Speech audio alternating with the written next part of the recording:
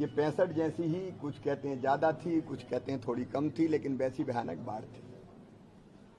पानी अभी उतरना शुरू हुआ है, पूरा खाली होने में अभी थोड़ा समय लग सकता है।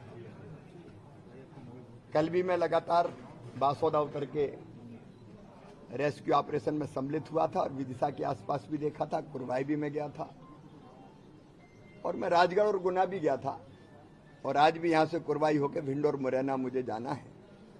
लेकिन तत्काल आने का कारण यही था कि कुछ चीजें प्राथमिकता के आधार पर हमको करनी है। अब पानी जैसे ही उतरेगा, सबसे पहली आवश्यकता है कि जो सिल्ट जमीगी, कपा, माटी, फिर चीजें कई सड़ गई होंगी, उनकी बदबू, उसके कारण कई तरह की बीमारियों का खतरा। और इसलिए आज मैंने सवेरे भोपाल में मीटिंग करके सारे डिपार्टमेंट के प्रिंसिपल सेक्रेटरी और additional chief secretary, chief secretary सबको बुला के निर्देश दिए कि यहाँ जितने लोगों की जरूरत हो अलग अलग डिपार्टमेंट को, एक शहर और गांव, वहाँ से सिल्ट हटाना है।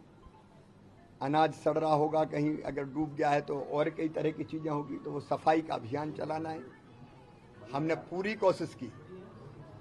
मुझे ये कहते हुए संतोष है कि जो रेस्क्यू ऑपरेशन चला, जनता ने, जनप्रतिनिधियों ने और प्रशासन ने, ऊपर से लेके कलेक्टर, कमिश्नर से लेके नीचे तक, चाहे पुलिस के साथी हो, होमगार्ड के जवान हो, हमने सेना के हेलीकॉप्टर भी बुलवाए थे और हमारी पहली प्राथमिकता थी लोगों की जिंदगी बचे। ये संतोष है कि रेस्क्यू करके कई लोगों को हमने बाहर निकाला। होमगार्ड, एनडीआरएफ, एसडीआरएफ की टीम ने निकाला, जनता के लोगों ने भी, जनप्रतिनिधियों ने भी पूरा साथ दिया और हमने हेलीकॉप्टर से भी लोग निकाले। तो पहली प्राथमिकता थी लोगों की जान बचे, जिसमें मुझे एक बार बधाई देता हूं सब लोगों को, उन्होंने बहुत मेहनत से, और धन्यवाद देता हूं, आभार प्रकट करता हूं, मेहनत से काम किया, प्रशासन के लोगों ने भी, जनप्रतिनिधियों ने भी। अब पहली चीज सफाई, दूसरी चीज पेयजल की सप्लाई, क्योंकि हमारा जो पानी का फिल्टर प्लांट है वो पूरी तरह से क्षतिग्रस्त हुआ है, डूबा है। तो जैसे पानी उतरता है, टीमें लगा के ग्रामीण क्षेत्रों में भी नल जल योजनाएं बंद होगी, उनको चालू करवाना। फिर पानी का शुद्धिकरण के लिए जो अलग अलग दवाइयाँ डालते हैं वो डलवाना, ताकि बीमारी फैलने का खतरा ना हो।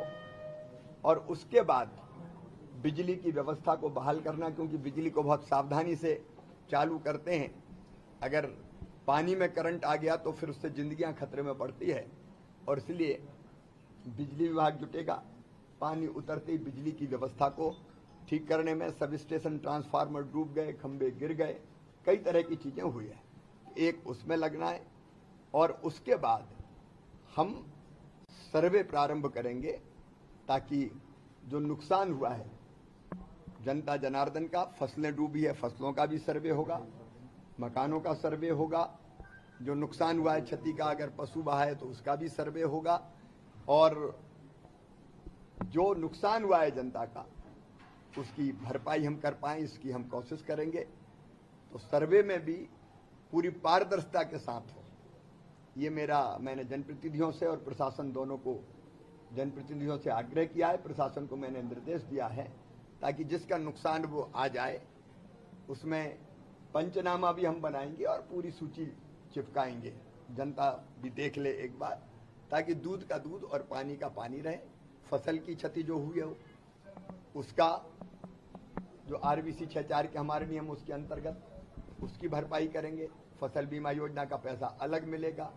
मकानों की क्षति हुई है, कच्चे की, सेमी कच्चे की, पक्के की, उसका भी हम सर्वे करके उसकी व्यवस्था फिर से करने के काम में हमको जुटना है। और एक और चुनौती हमारे सामने, जिनके घर पूरी तरह से डूबे थे, उनके घरों में भोजन बनाने की तत्काल व्यवस्था नहीं होगी। इसलिए मैंने ये निर्देश भी दिए हैं कि कुछ दिन राहत कैंप चलाए जाएं और भोजन बना के उनको कराने की व्यवस्था की जाए, ताकि उनको दिक्कत ना हो। और फिर बड़े व्यापक पैमाने पर पुल, पुलिया, सड़कें, इंफ्रास्ट्रक्चर के बाकी चीजें, अनेकों प्रकार के काम करना है। उस काम में लगेंगे। मैं पूरी प्रदेश की जनता को, केवल विदिशा की नहीं, मैं यहाँ से कुरवाई भी जाऊंगा, फिर मुरैना भिंड भी जाऊंगा, कल भी राजगढ़ भी गया, मैं गुना जिले में भी गया, रायसेन जिले में भी मैं गया, जहां जहां नुकसान हुआ है।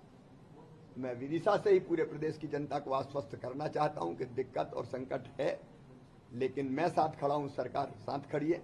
हम संकट के पार जनता को निकाल के ले जाएंगे और युद्ध स्तर पर सारी व्यवस्थाएं बहाल करेंगे और राहत के भी बेहतर से बेहतर इंतजाम करेंगे।